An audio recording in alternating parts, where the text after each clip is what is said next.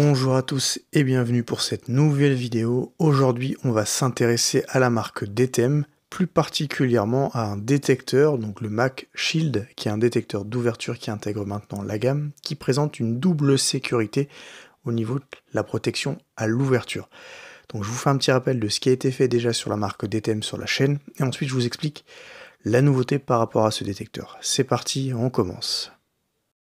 Un petit rappel de l'historique de la chaîne YouTube par rapport aux essais DTEM. J'ai testé il y a quelques mois de ça la gamme Espace. C'était une vieille gamme DTEM qui correspond maintenant à la gamme Innova.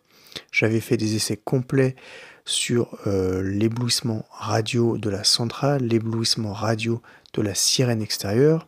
J'avais montré qu'elles étaient autoprotégées. Ce sont les seuls éléments que j'ai testés sur 15 systèmes qui étaient vraiment protégés de façon autonome. J'avais également regardé la supervision à 2 heures et j'avais montré que le Twin Band de DTEM était très robuste en perturbation radio.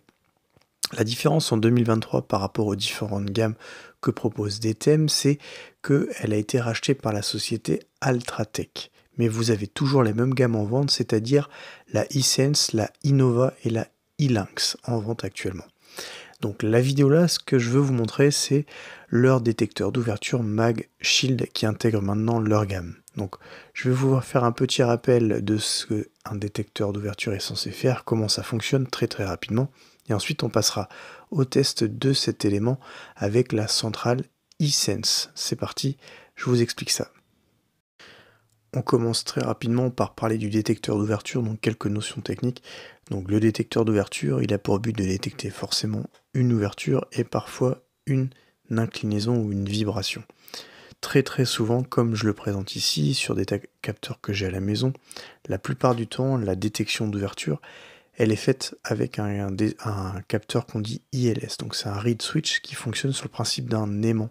Donc si vous venez imposer un aimant sur le capteur, il se ferme, vous l'enlevez, il s'ouvre. Voilà, c'est vraiment la chose la plus basique et c'est très souvent utilisé. Maintenant, vous avez parfois aussi de la détection un peu plus avancée à base d'accéléromètre et de gyroscope. En fait, ces deux éléments permettent de mesurer une inclinaison, une accélération, une vibration ou un choc. Ils sont composés dans un seul composant, en fait, suivant plusieurs axes. Donc ça, c'est vraiment une détection avancée. Une autre moyen de mesure, c'est à l'aide d'un magnétomètre. Le magnétomètre, lui, va permettre de mesurer un champ magnétique à l'aide d'un capteur, par exemple, à effet Hall. Donc le capteur Mac Shield proposé par DTEM, au vu du titre Bitechnology, c'est que forcément, il intègre deux moyens de mesure différents pour justement contrer d'éventuelles fraudes. Donc voilà pour le principe de détecteur d'ouverture et les moyens de mesure éventuels pour réaliser la fonction. Maintenant, on va s'intéresser au matériel reçu. On va passer maintenant au déballage du système DTEM. Donc ici, vous avez dans un premier temps la centrale. Vous avez ici la batterie pour la centrale, la partie visserie pour la centrale. On va regarder cette centrale.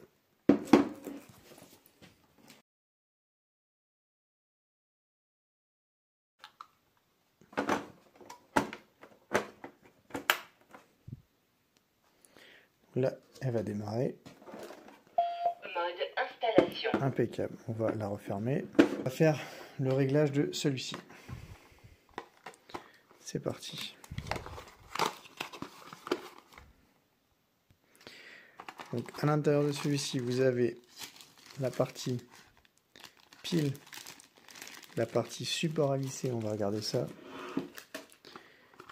Vous avez, donc ça c'était vraiment la boîte, vous avez le système élément. Je pense qu'ici,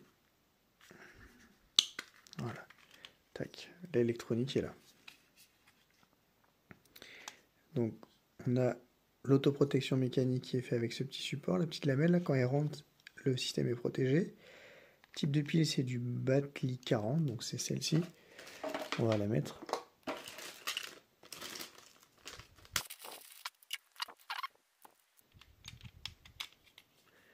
Tac, tac. Tac. Il s'allume. Ok. Donc là, on a vraiment au niveau de ce boîtier, on a l'aimant. Ici, et ici. On va maintenant regarder comment on l'installe. Pour faire l'appareillage, on va faire la séquence. On va appuyer. Pardon, longtemps. Détecteur 1, groupe. Temporisation. Détecteur 1, groupe 1, immédiat. Ok, donc là il marche bien. Intrusion, détecteur 1. Intrusion, détecteur 1. Impeccable. Donc là il est ajouté tout simplement. 1. Je vais maintenant le fixer sur une plaque de bois. Avant de vous montrer vraiment la manip, d'abord les nouveautés, c'est-à-dire le but de ces essais, c'est quoi? Voilà, je vous ai mis ici quelques imprimes écran, de la notice, de la documentation, et on peut voir dans la première photo que ce détecteur permet de déclencher, donc en cas d'ouverture d'issue, le système d'alarme, de détecter certaines interférences magnétiques pouvant affecter le fonctionnement du capteur. Donc voilà, premier point. Deuxième point, c'est la notice de montage. Il préconise vraiment de respecter certaines distances si la détection d'interférence est réalisée. Et ensuite, le tableau que je vous montre là, c'est vraiment les différents paramètres du détecteur. Et dans mon cas, moi, j'ai vraiment activé. Donc le paramètre qui m'intéresse, c'est la détection d'interférence magnétique. Donc voilà pour les nouveautés au niveau de ce capteur. On va maintenant passer aux essais. C'est parti. On va faire les mêmes essais, cette fois-ci avec la DTM, donc le MagShield. Donc j'ai couplé, appareillé le MagShield avec la centrale. Je vais vous faire directement une démonstration. Directement, vous allez voir. Donc je vais armer le système. Marche. On attend, j'ai mis une tempo de 5 secondes. Marche. Je prends mon aimant, comme les autres systèmes, je vais le poser sur le système. Vous allez voir, ça va réagir instantanément. Je pose.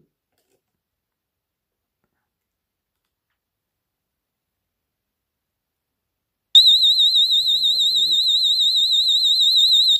Arrêt.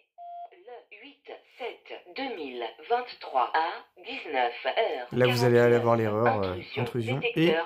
Mais avant... 1. Anomalie. Voilà, autoprotection. Détecteur 1. Vous avez vu, le MagShield, il détecte une interférence. Donc je vais vous montrer, je vais vous faire un autre exemple, regardez. Donc là, je réessaie de réarmer. Marche. Ça marche, je l'éteins. Arrêt. Je pose mon aimant. J'essaie d'armer. Impossible d'armer. Autoprotection. Anomalie. Détecteur 1. Donc voilà, le MagShield, il est sensible à la perturbation magnétique.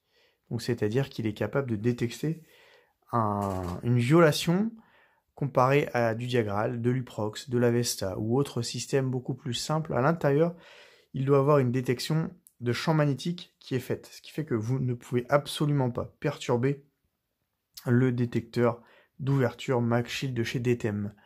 Sur le plan radio, on est sur du twin band, donc clairement sirène extérieure autoprotégée et sirène intérieure autoprotégée. Donc vous avez vraiment un détecteur d'ouverture très très robuste par rapport à ce que je vous ai montré avant. Donc voilà l'amélioration et l'innovation sur le MagShield. Ici, je présente un autre essai où j'ai fait exactement le même test avec donc une Diagral. Donc j'arme le système et ensuite je vais venir perturber le détecteur d'ouverture avec l'aimant de la même façon que la DTM. Et vous allez voir que dans ce cas précis, la Diagral ne va pas voir la perturbation radio là, avec l'aimant ou la perturbation magnétique. En fait. Dans aucun cas, elle va sonner lorsque l'aimant est actif. Ça sonne pas. Vous avez vu? Maintenant, je le retire. J'ouvre. C'est instantané. Juste un petit mot pour terminer la vidéo vis-à-vis d'une petite conclusion. Ce que je trouve intéressant dans ce que je vous ai présenté là, c'est vraiment l'innovation par rapport au détecteur d'ouverture. Vis-à-vis de la détection de perturbations magnétiques, peu importe la détection, que ce soit un ILS, un magnétomètre, etc., etc. Je trouve ça super intéressant. Et donc je trouve intéressant de vous le présenter. Bien sûr, il y en a certains qui vont me dire que ce genre de perturbation ou de fraude, ça n'arrive pas tous les 4 matins, c'est sûr. Un peu comme le brouillage, diront certains. Mais quand même, c'est vraiment intéressant de présenter des innovations. En plus, somme toute, quand c'est français. Donc n'hésitez pas à commenter, liker, partager la vidéo. N'hésitez pas à donner votre avis, commenter. Je réponds à tout le monde. Merci à tous, à bientôt.